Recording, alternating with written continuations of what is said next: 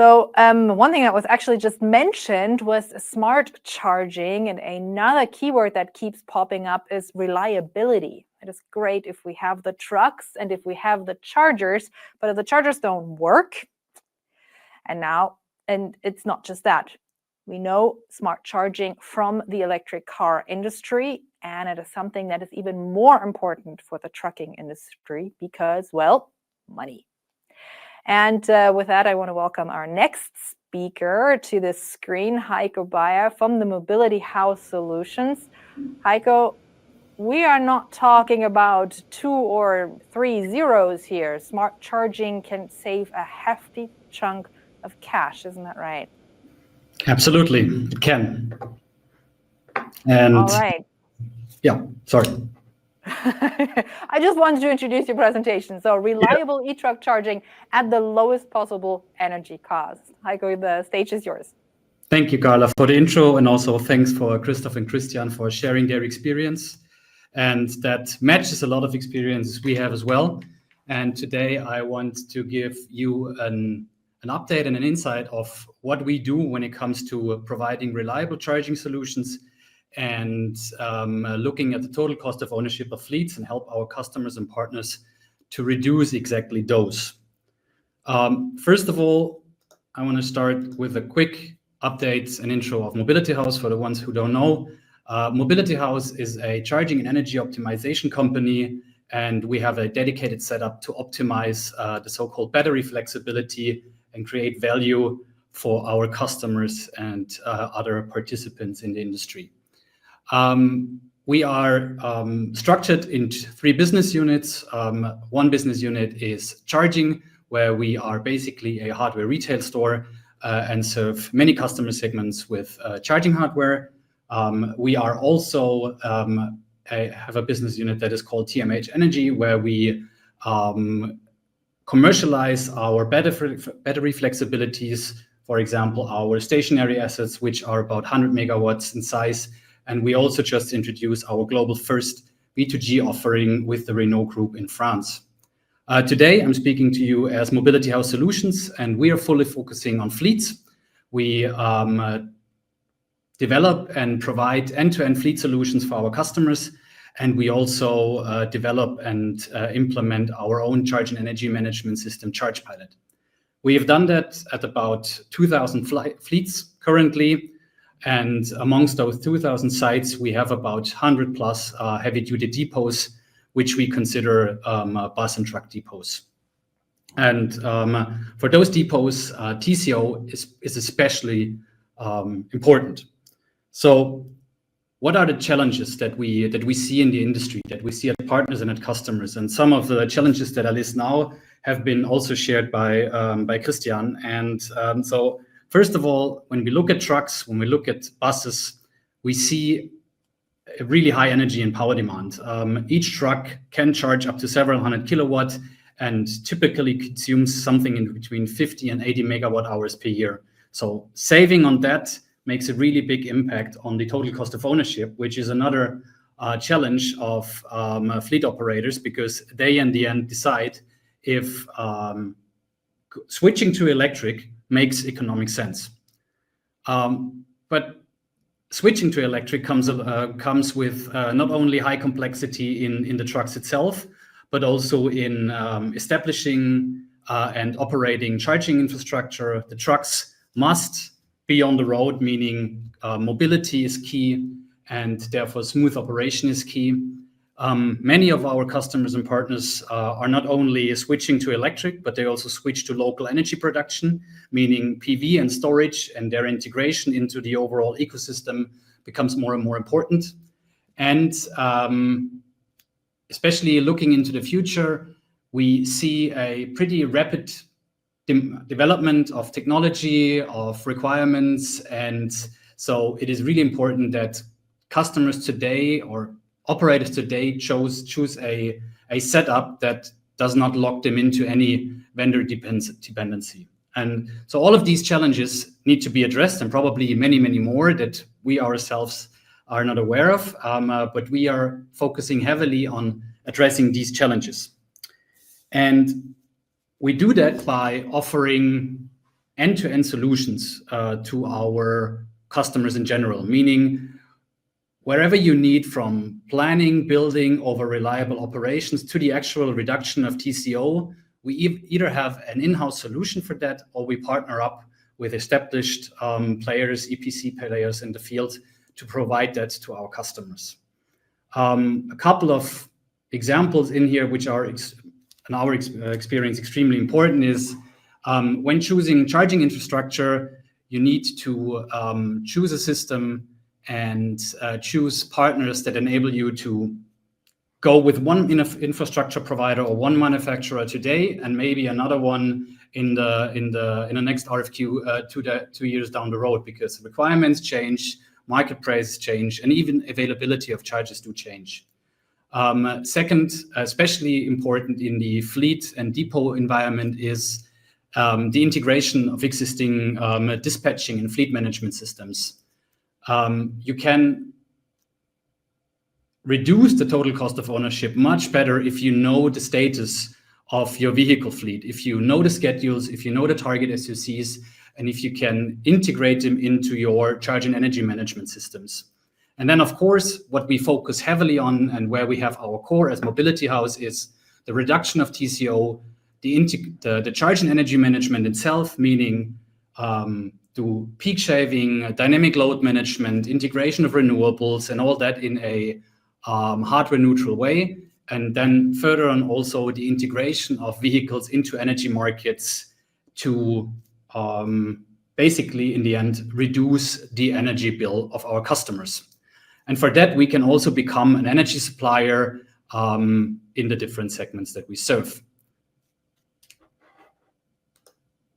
So when we look at the energy part, when we look at what can be done in order to save costs while still keep the reliability as the highest priority, we have to understand the flexibility that is given between the time of plug-in, which is fixed. Bus or truck comes back into the depot, plugs in. We have a start SOC, a start state of charge, and we preferably know the target SOC, meaning the amount of energy that has to be consumed in a given time via an automated system. So these are the two things that we know. We also know, hopefully, the local grid constraints. We have an idea of the energy tariff environment, and we know what vehicles we're dealing with. And if we have that framework, we can now decide on how to get to this target SOC in the best possible way. As I said, mobility is key, and that's our holy grail. So we will never tell our customers we saved you a lot of money, but your truck is not full. So the target SOC will be always kept, and we try to get there in the most economic possible way. And we do that by doing a couple of things. First, we, of course, consider local grid constraints, meaning we do dynamic load management that saves grid connection cost and grid fees by something in between 30 and 80%. It really depends on the use case. It really depends on the depot itself. But out of our 2,000 sites that we have under management with charge pilots, we typically see that kind of reduction. And we do that by integrating our hardware neutral and local charge and energy management system, integrate that preferably into the fleet environment, and then charge in the best possible way when looking at local grid constraints. The second step in going down that road would then be not only looking at the power side of things, but also on the energy side of things. We can, by looking at dynamic tariffs, save our fleet customers something in between 20 and 25% on the megawatt hour or in the kilowatt hour. What we do here is we do not only do local load management or local peak shaving, we also find the overall optimum of the fleet or of the depot when looking at dynamic energy tariffs in the market. So for example, at one customer, example that you see here, we have a dynamic price based on the day-ahead market in the Netherlands. and we combine local load management with following that price signal. And we not do that for just a single vehicle, but we do that for the aggregated fleet of vehicles. And by doing that, we combine the savings of the dynamic load management with the savings of the dynamic tariff optimization, and still guarantee a full battery at the time when the vehicle or the truck needs to leave the depot. And then the third step, and something that is also existing today, so this is not some theory that we spin here. We can also do real grid integration, meaning a unidirectional integration of vehicles into the grid. Unidirectional because especially in the truck and fleet space, we rarely see bidirectional vehicles at the moment. Once we go bidirectional, the savings can be even higher, up to 150 or 100%. Right now, we're talking up to 50% lower energy cost if we do that. The difference to the point 2 is that we not only enable our customers to do 1 and 2, but we bring along a energy tariff that comes along with a flexibility bonus, meaning we are energy provider, and we take the aggregated flexibility of the vehicle and commercialize them in multiple spot markets, meaning day ahead, intraday trading, and continuous intraday. And by doing that, we can save a lot of money, and we share that with our customers.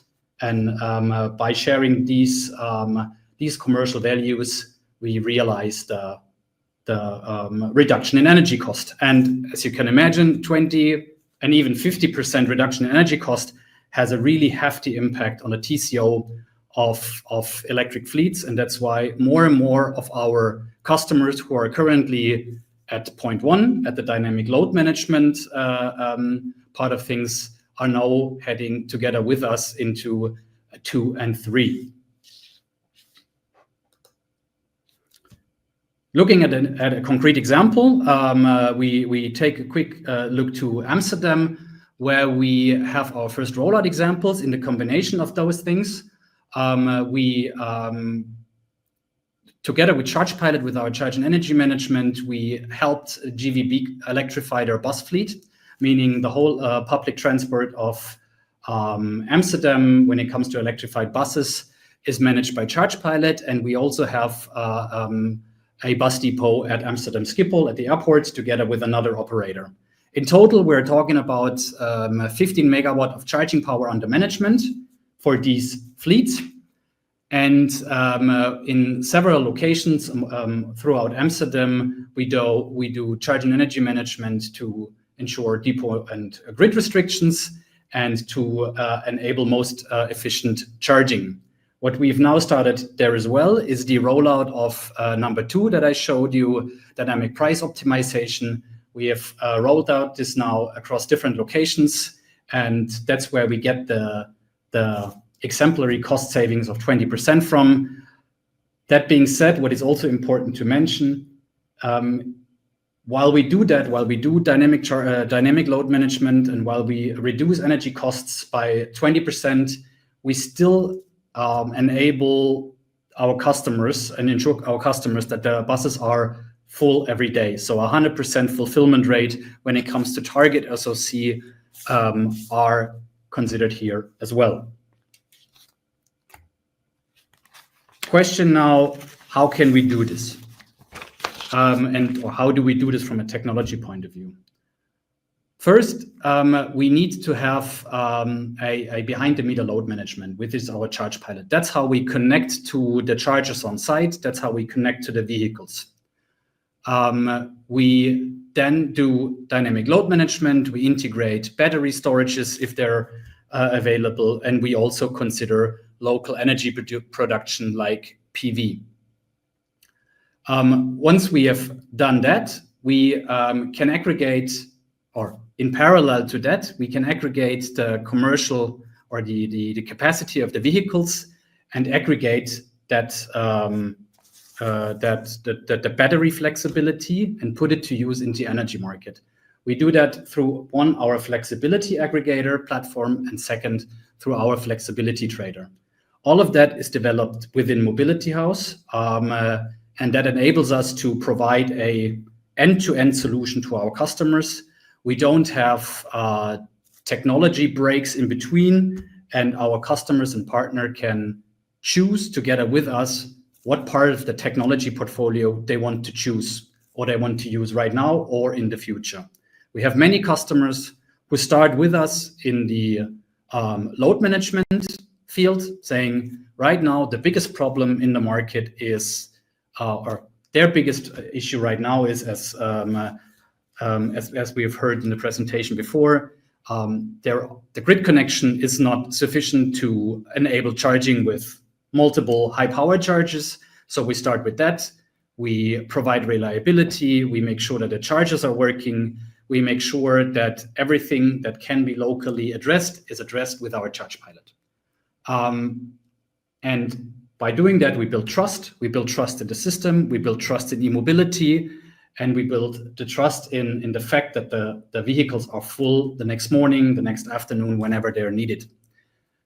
And once that is done, we can then take the additional flexibility that buses and trucks provide us and put them to use in the energy markets, either as a first step by following dynamic price signals that we get from other energy suppliers, or by bringing along our own energy tariff, which we currently can do in Germany and in France, and more countries to follow soon. And how does this look locally? A little more technical to the end. We have a Charge Pilot controller that is connected to charging stations on site. Here we don't really care what kind of charging stations they are, as long as they support the OCPP standard. We are connected to many different manufacturers. We connect to DC players, AC charging manufacturers, 3.7 kilowatt AC to pantograph chargers who do several hundred kilowatts of charging power. So it really doesn't matter when it comes to that. Of course, we are also connected to the local load via a meter or to a local energy management system that we can connect to via our Modbus server. And we provide different possibilities to connect to third-party interfaces, to other backends, to allow monitoring, billing, or other kind of data exchange, depending on the use case on site and depending on the requirements our customers have. And of course, all of that can be monitored from a dashboard, giving you insights on what's currently happening on site, on grid limitations, on phase utilizations, and on the possibility to save further energy cost. I want to close with that. Thanks for your attention, and I'm looking forward to your questions and to the discussion later on. All right, thank you, Heiko. I do have a few questions before we go on to our next speaker, and you have to wait for the discussion just a little bit. Now, you, as in the Mobility House, has been looking at smart charging for electric cars for quite some time. Now, each industry has its own set of hurdles, the trucking industry and the electric car industry. Who is more open to taking these hurdles? Interesting question. I'm not sure if I can answer this for the industry itself. It really depends on the customer, on the motivation.